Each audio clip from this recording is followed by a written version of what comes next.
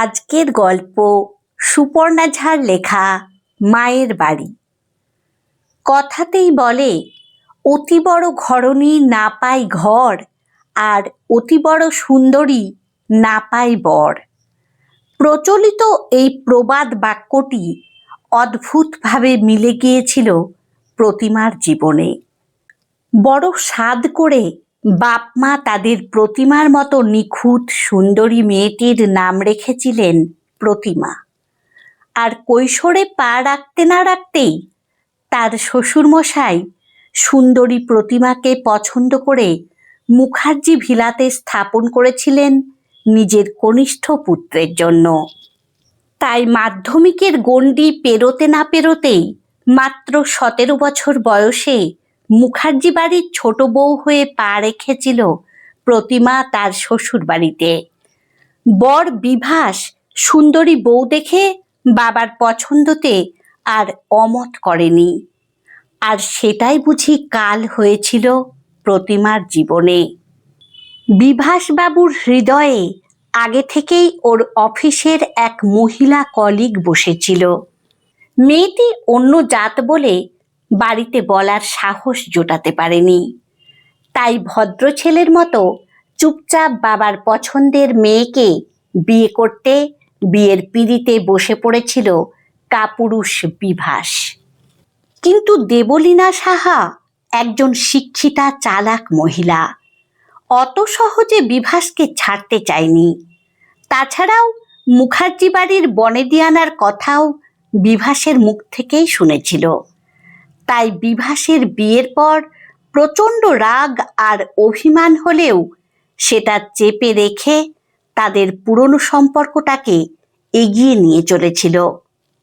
ওদিকে বিভাসও ভেবেছিল, ভালোই হলো, গাছেরও খাবো আবার তলারও কুড়োবো, আর আমার সহজ সরল বউটা কিছু টেরই পাবে না।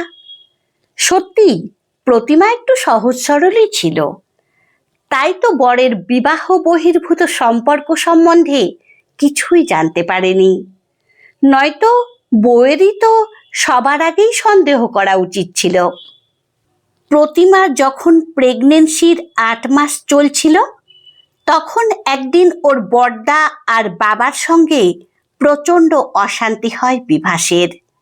বড়দা একজন মহিলার সঙ্গে রেস্টুরেন্টে দেখে ফেলেছিলেন বিভাসকে।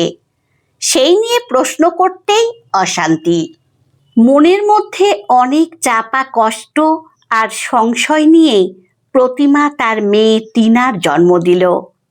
বাপের বাড়ির অবস্থা অত ভালো না থাকায় শ্বশুর বাড়িতে থেকেই বাচ্চা হলো প্রতিমার।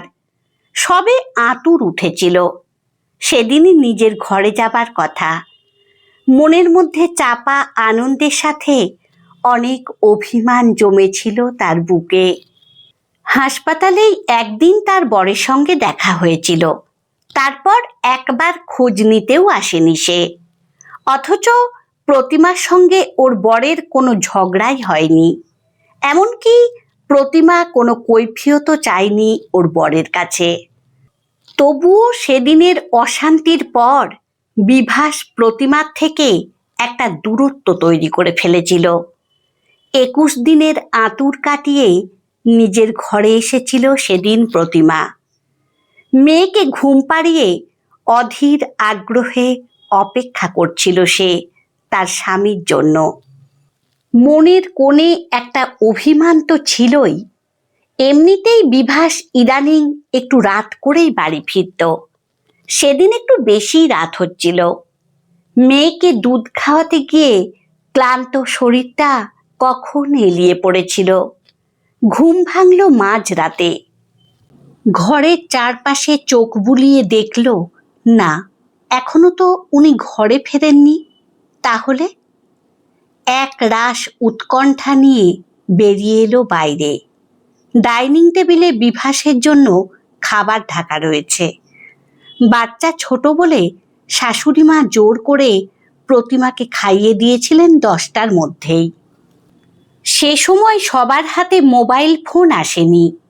কিন্তু বিভাস একটা মোবাইল কিনেছিল কিছুদিন আগে। ডাইনিংয়ের ল্যান্ডফোনটার কাছে দুবার গিয়েও ফিরে এলো সে। সাহস হলো না তার বরকে ফোন করার। তারপর ভাবল, উনি যদি ফোন করে আগেই জানিয়ে দিয়ে থাকেন বাড়িতে, তাহলে শুধু শুধু বোকার মতো ফোন করা হবে। আবার অফিসের কাজে বাইরে গেলে বিরক্তও হতে পারেন। তাই শাশুড়ি মায়ের ঘরের সামনে গিয়ে দাঁড়ালো প্রতিমা। তারপর বয়স্ক মানুষদের ঘুম ভাঙাতে খারাপ লাগলো, তাই ফিরে আসছিল। শাশুড়ি মা ভেতর থেকে বললেন, কি হলো বৌমা, কিছু বলবে? না মা, কিছু না। তারপর আবার ইতস্তত করে বলেই ফেলল, মা, বলছিলাম যে আপনার ছেলে তো এখনো বাড়ি ফেরেনি, ও কি ফোন করেছিল? ঘর থেকে বেরিয়ে এসে শাশুড়ি মা বললেন, না, ফোন করেনি, আর ফোনটা তুলছেও না। শাশুড়ি মায়ের কথা শুনে আতঙ্কে দৃষ্টি নিয়ে তাকালো প্রতিমা। সারাটা রাত দুশ্চিন্তার মধ্যে পার করে সকালে খবর পাওয়া গেল বিভাস সেই মেয়েটির সঙ্গেই রেজিস্ট্রি ম্যারেজ করে ফেলেছে, আর ফিরবে না এই বাড়িতে। হতবাক প্রতিমা নিজের অপরাধটা কি তা বুঝতেই পারল না। প্রতিমার পায়ের তলার মাটি যেন সরে গেল। এই চরম অপমানে একবার তার মনে হলো নিজেকে শেষ করে দিতে, কিন্তু মেয়েটার মুখের দিকে তাকিয়ে সে কিছু করতে পারল না। বাড়িতেও শুরু হলো একটা চাপা অশান্তি, আর এই অশান্তির পরিবেশে সকলেই তাকে করুণার চোখে দেখতে লাগলো, এমনকি বাড়ির কাজের লোকেরাও। শ্বশুরমশাই প্রতিমাকে ডেকে জিজ্ঞেস করলেন, সে কোনো আইনি লড়াই চায় নাকি? প্রতিমা উদাসীনভাবে বলল, না, আমি কোনো অশান্তিই চাই না, আপনারা যা ভালো মনে করবেন তাই করুন। শ্বশুরমশাই উনার ছোট ছেলেকে ত্যায্য করলেন। মেয়েকে আঁকড়ে ধরেই প্রতিমার জীবন অতিবাহিত হতে লাগলো। দেখতে দেখতেই বেশ কয়েক বছর কেটে গেল। মাঝে শ্বশুরমশাইয়ের মনে হয়েছিল প্রতিমাকে অন্য জায়গাতে সম্বন্ধ করে বিয়ে দিতে, কিন্তু বাড়ির সকলের আর সমাজের ভয়ে কথাটা তুলতেই পারেননি।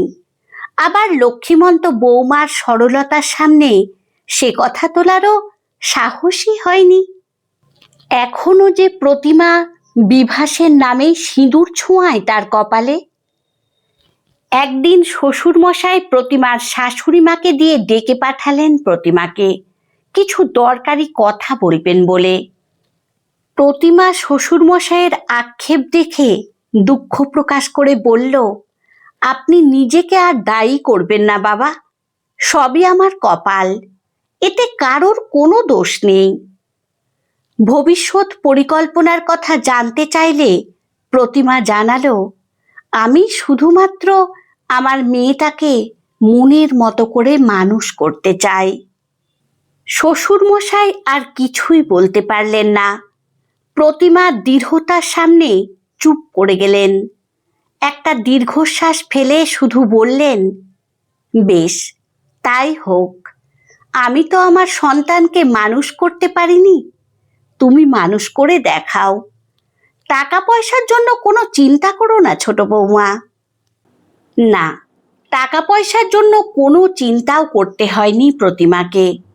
নিজের পিএফের সমস্ত টাকা টিনার পড়াশোনার জন্য দিয়ে দিয়েছেন শ্বশুরমশাই। অনেকে মৃদু আপত্তি করলেও সেটা ধোপে টেকেনি। শ্বশুরমশাই আর শাশুড়ি মায়ের সেবা যত্নের সাথে সাথে মেয়েকে মানুষ করেছে প্রতিমা। আজ টিনা স্বাবলম্বী, নাচে, গানে, আঁকায়, আবৃত্তি সব কিছুতেই সে তুখোড়। সকলেই এক বাক্যে মেনে নিয়েছে যে প্রতিমা তার মেয়েকে মনের মতো করে মানুষ করেছে।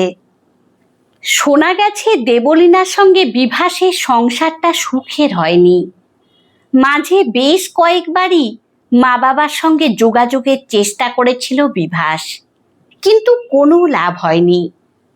টিনার সঙ্গেও দেখা করতে চেয়েছিল, কিন্তু প্রতিমার শান্ত অথচ কঠিন তেজের সামনে দাঁড়ানোর সাহসই হয়নি বিভাসের। ঝগড়া করলে মানুষের সঙ্গে ঝগড়া করা যায়, তর্ক করা যায়। প্রতিমা যে এসবের কিছুই করেনি, একেবারেই নিস্পৃহ থেকেছে। সেই জন্যই হয়তো বিভাসের জানার ইচ্ছে হয়েছে তার মনের কথা। শ্বশুরমশাই আর শাশুড়ি মা গত হয়েছেন 1.5-2 বছর আগেই। প্রতিমা আর থাকতে পারছে না ওখানে। উনাদের ভালোবাসার ছত্রছায়াতেই তো ছিল ওখানে। কথা হয়েছে বড় ভাসুর কিনে নেবেন পুরো বাড়িটা। তার বদলে অবশ্য অল্প কিছু ভ্যালুয়েশন দেবেন প্রতিমাকে, আর মেজ ভাসুরকে পুরোটাই। ওদের যুক্তি হলো, বাবার পিএফের সমস্ত টাকা যেহেতু প্রতিমার মেয়ের পেছনেই খরচ হয়েছে, আর মেয়েও এখন স্বাবলম্বী, তাই দয়া করে অল্প কিছু দেওয়া হবে। টিনার পছন্দের ছেলের সঙ্গেই টিনার বিয়ে ঠিক হয়েছে। একই অফিসে চাকরি করে ওরা। বিয়ের পর দুজনেই বদলি নিয়ে পুনেতে সেটেল হবে। এই বাড়ি থেকেই বিয়ে হবে। তারপর বাড়িটা ছেড়ে দেবে ওরা। ঠিক হয়েছে বিয়ের পর মাকে নিজের কাছে নিয়ে গিয়ে রাখবে টিনা। আগামীকাল বিয়ে। প্রচণ্ড ব্যস্ত টিনা। বিয়ের অনুষ্ঠানের সাথে সাথে সব গোছগাছও করতে হচ্ছে। তারই মাঝে খেয়াল করলো মায়ের মনটা যেন ভালো নেই। উদাস দৃষ্টি নিয়ে নিজের ঘরে বসেছিল প্রতিমা। হাতের কাজ ফেলে রেখে টিনা মায়ের পাশে বসে মাকে জিজ্ঞেস করল, মা, তুমি কি এই বিয়েতে খুশি নও? নাকি এই বাড়ি ছেড়ে যাবার দুঃখ আছে তোমার মনে? না রে মা, কোনোটাই না। তমালের মতো কেয়ারিং ছেলে আমি এ জীবনে দেখিনি। তুই খুব লাকি যে এমন একজন ভালোবাসার মানুষকে পাশে পেয়েছিস। তাহলে কি হয়েছে আমাকে বলো মা। নাছোড় হয়ে মাকে জড়িয়ে ধরল টিনা। একটু ঢোক গিলে প্রতিমা বলল, আসলে আমি এবারে আমার নিজের একটা সংসার চাই।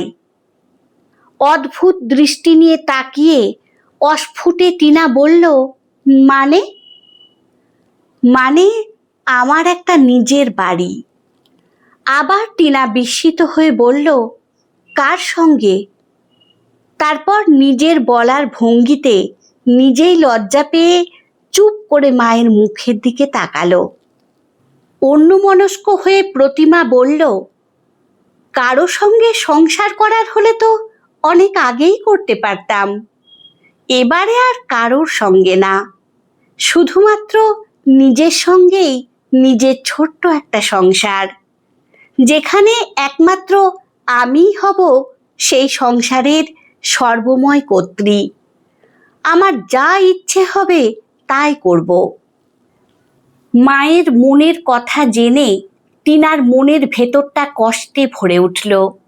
তার দু চোখ দিয়ে জল গড়িয়ে পড়ল। সত্যিই তো বড্ড ভুল হয়ে গেছে তার। সারা জীবন মা শ্বশুরবাড়ির সকলের মন জুগিয়ে চলে তাকে মানুষ করেছে।